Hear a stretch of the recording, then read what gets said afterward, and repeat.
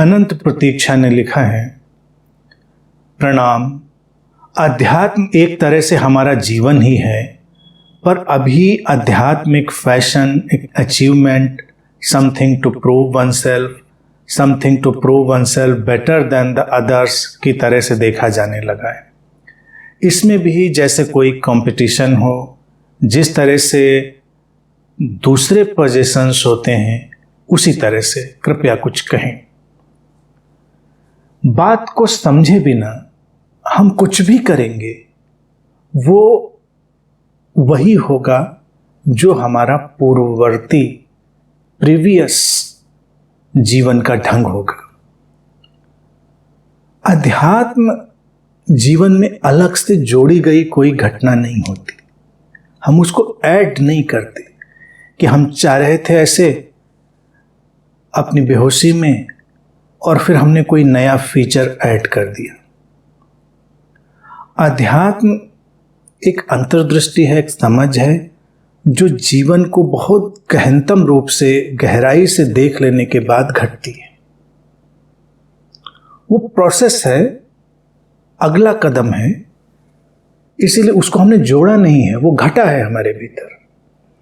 वो करीब करीब वैसा ही है, कोई ऐप नया उसमें डालने जैसा नहीं है हमारे गैजेट में, वो हमारे गैजेट के ऑपरेटिंग सिस्टम के अपडेट हो जाने जैसा है।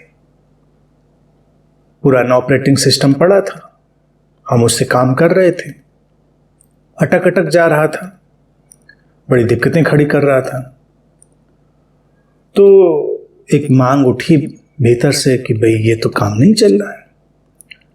तो जैसे हम बाहर ऑपरेटिंग सिस्टम को अपडेट कर देते हैं, जो नई परिस्थितियों, नई चीज़ों के अनुसार उनके सामंजस्य के साथ व्यवहार कर पाता है, तो वैसे ही अध्यात्म एक अपडेट है।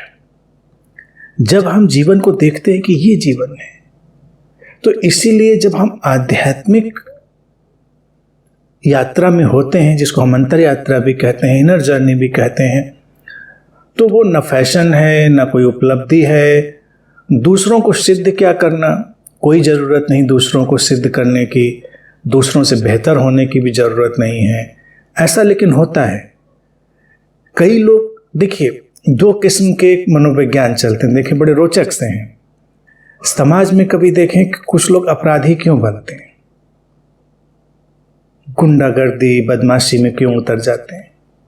हम मनोवैज्ञानिक रूप से देखते हैं तो ये जो रिसर्चेज हैं वो ये बताती हैं कि ये वही व्यक्ति था या बच्चा जो भी बड़ा हुआ, दूसरों का ध्यान अपने ऊपर चाहता था, दूसरे ध्यान दें। अब अपने ऊपर ध्यान लाने के जो तरीके हैं वो यही हैं कि हम कुछ ऐसा सार्थक, सृजनात्मक करें जिससे कि लोगों का जो ध्यान है हमारे ऊपर आए, लोगों का प्यार हमारे ऊपर आए, लोग हमारी प्रशंसा करें, हमारी चर्चा करें। लेकिन फिर दूसरा तरीका भी है कि हम कुछ विध्वंसक करें, हम कुछ उपद्रव करें, तो भी लोगों का ध्यान हमारे ऊपर आएगा, तब भी वो हमको इग्नोर नहीं कर पाएंगे, इनकार नहीं कर पाएंगे। तो घर में अक्सर वो बच्चे जो इस तरह की मांग लेकर चलने वाले होते हैं, अपने भीतर भीतर कोई मेहमान आ जाए तो उस समय वो शरारतें, उपद्रव खूब करते हैं ताकि ध्यान सबका जाए उनके ऊपर कि ये भी है। तो बहुत सारे अपराधी लोग बस इसीलिए अपराधी हो गए होते, एक तो उनकी मनोवृत्ति है, वो तो जाने दें, जेनेटिक ढांचा भी हो सकता है, बहुत सारी चीजें हो सकती हैं, लेकिन छुपा हुआ भीतर एक ये भी पहलू होता है। इसी का एक दूसरा पहलू भी निकला समाज में। अपराधी होने के लिए भी कुछ हिम्मत चाहिए, कुछ साहस चाहिए, गलत होने के लिए भी कुछ साहस चाहिए, यानी गलत हुए तो कुछ साहस किया।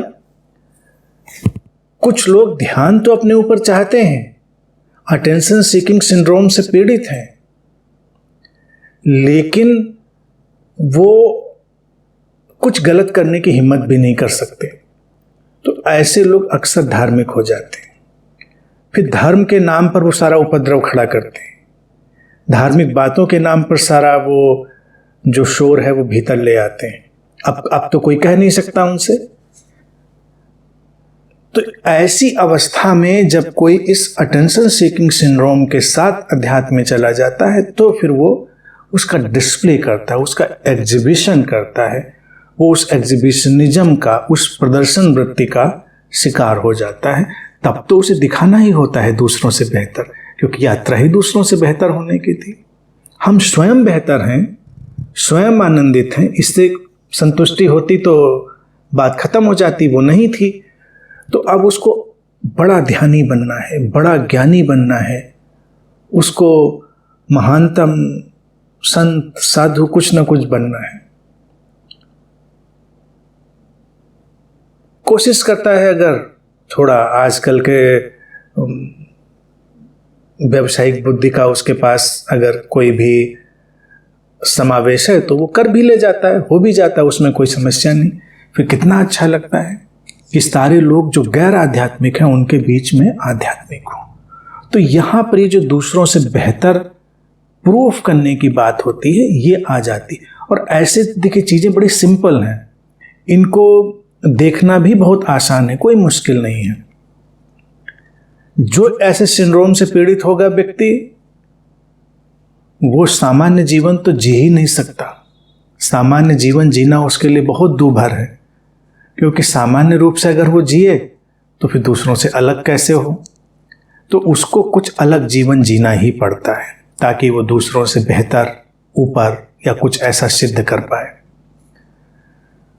और ये जो पोजीशन की बात लिखी है, ये एक ऐसी मनोवृत्ति है जो ग्रॉस भी है, सटल भी है। ग्रॉस ये है कि आध्यात्मिक जो ये चारों तरफ का परिधिगत बर्ताव होता है, कई बार लोगों को अगर वही अध्यात्म लगता है तो उनके लिए वही पोजीशन बन जाता है। शटल में ज्ञान है, तमाम ज्ञान की बातें हैं, दूसरों को समझाने की जो बीमारी है वो है, तो वो सूक्ष्म सटल तल पर हो जाती है। पोजीशन है, उसमें पकड़ है, हमको लगता है कि हमारे पास कुछ है, लेकिन इनमें से कुछ भी अध्यात्म नहीं है। अध्यात्म एक ही चीज है, creating our own personal religion. क्योंकि अपना व्यक्तिगत धर्म हम पैदा कर रहे हैं, क्योंकि हमने इस जीवन की उस असारता, निस्सारता, व्यर्थता, मीनिंगलेसनेस, इस कंपटीशन, इस प्रदर्शन वृत्ति की, दूसरों से बेहतर होने की, इस सब की हमने चीज़ देख ली। अगर हमारे अंदर इतनी भी क्षमता नहीं थी देख पाने की तो अभी हमको वो देखना पड़ेगा। वो तो अभी प्रारंभिक तल है ना, कि हमको उसकी व्यर्थता देखनी पड़ेगी। हम हैं दूसरे से बेहतर मान लो तो क्या हुआ, दूसरे से ज़्यादा मेरे पास संसाधन है, तो दूसरों से ज़्यादा मेरे पास ज्ञान है, तो इससे क्या अंतर पड़ा? क्या इससे हमारे भीतर की उन सारी बातों पर अंतर पड़ा जिनको मैं अपने 4 स्तंभ कहता हूँ अध्यात्म के? हमारी शांति, प्रसन्नता, प्रेम और समस्वरता, क्या ये कुछ प्रभावित हुए? ज्ञान तो हमने बहुत इकट्ठा कर लिया था, लेकिन ये चीजें नहीं आई थी, तो फिर ज्ञान पर प्रश्न चिन्ह लगेगा। अंतर यात्रा या साधना या इसमें जो व्यक्ति जा रहा है वो स्वयं से ही संबंधित है, दूसरों से उतना संबंधित नहीं है। पहले स्वयं तो हम प्रकाशित हों, फिर तो प्रकाश की बात आगे ले जाएंगे। तो इसलिए इसमें कोई पॉजिटिवनेस की कोई बात ही नहीं है। ये प्रैक्टिकल, बहुत ही व्यावहारिक जीवन की शैली है। इसीलिए अध्यात्म को मैं कहता हूँ पूरी तरह प्रैक्टिकल है, उसमें कोई भी अव्यावहारिक चीज़ नहीं है। अव्यावहारिकता का मतलब जो हमारे काम नहीं आया, हम वो चीज़ दूसरों के लिए लेकर जा रहे हैं। तो बहुत सारे आध्यात्मिक लोग इसी कार्य व्यापार में लगे रहते हैं। जो चीज़ उनके काम नहीं आई उसी को बाजार में वो लेकर चले जाते हैं। तो क्या इससे हासिल होने वाला है? इससे कुछ हासिल नहीं होने वाला। तो ये समझ जब किसी को आ गई तभी तो उसने अध्यात्म के जगत में कदम रखा, तभी तो वो सीकर हुआ। अब अगर वो सचमुच में सीकर होगा फिर यात्रा अलग ढंग से चलेगी, फिर इन सब में कोई उसकी रुचि नहीं, उसको क्या लोग मानते हैं, नहीं मानते हैं, अच्छा मानते हैं, बुरा मानते हैं, ध्यानी मानते हैं, गैर ध्यानी मानते हैं, क्या फर्क पड़ता है? कोई इस बात से फर्क नहीं पड़ता उसको। इसीलिए सीकर की एक पहली ही पहचान, बड़ी छोटी सी पहचान है, पहली ही पहचान उसकी ये पैदा हो गई होती, वो ज्यादा लोगों की परवाह नहीं करता, लोगों की बातों से न आहत होता है, न उनको आहत करता है, न प्रभावित होता है, न प्रभावित करने की कोशिश करता है। सिंपल सी चीज, इसके सहारे आगे बहुत कुछ चलता है।